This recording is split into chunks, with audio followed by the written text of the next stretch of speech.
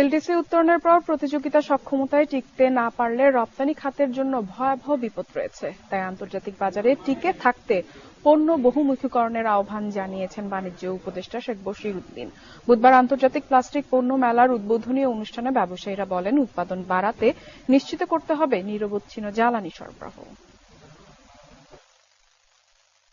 দেশে ৬,০০০ প্লাস্টিক পণ্য তৈরির কারখানা রয়েছে, যেখান থেকে বছরে $২.৫ বিলিয়ন রপ্তানি হয়। গত বছরে এ খাতের রপ্তানি প্রবৃদ্ধি ২৯%।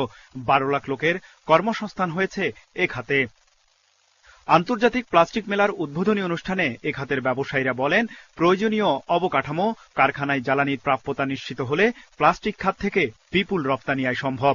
আমাদের সরকারের যেটি দরকার সেটা হচ্ছে আমাদের ইন্ডাস্ট্রিয়াল ইনফ্রাস্ট্রাকচার, আমাদের জ্বালানি সক্ষমতা, জ্বালানির প্রাপ্যতা এবং লো কস্টের এই জায়গাগুলি যদি আমরা এনশিওর করতে পারি, তাহলে আমি মনে করি যে আমরা কোনোভাবেই বাংলাদেশকে দমাইতে পারবে না।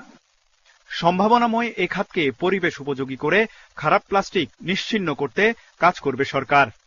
ব্যাড প্লাস্টিককে আমরা রহিত করব, আমরা এটাকে অগ্রসর হতে দিব না এবং এটাকে আমরা নিশ্চিহ্ন করার প্রচেষ্টা চালাবো। বাট গুড প্লাস্টিকের সাথে আমরা বাস করব এবং রেসপন্সিবিলিটির সাথে, দায়িত্বশীলতার সাথে আমরা প্লাস্টিক পণ্য উৎপাদন ব্যবহার করার প্রচেষ্টা চালাবো।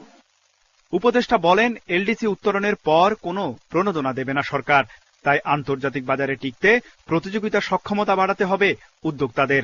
যেসব জায়গায় আমরা কম্পারেটিভনেস আমাদের আনা দরকার, আমি উদ্যোক্তাদেরকে উদাত্তভাবে আহ্বান জানাবো যে আপনারা কম্পারেটিভনেসের ইনভেস্টমেন্ট করেন, কারণ ভবিষ্যতে কম্পারেটিভনেস না থাকলে দারুণ বিপদে পড়ে যাবে। 4 দিনের প্লাস্টিক পণ্য মেলায় রয়েছে দেশি বিদেশি 8 শতাধিক ব্যবসা প্রতিষ্ঠান। তৌহিদ রানা, ইন্ডিপেন্ডেন্ট নিউজ, ঢাকা।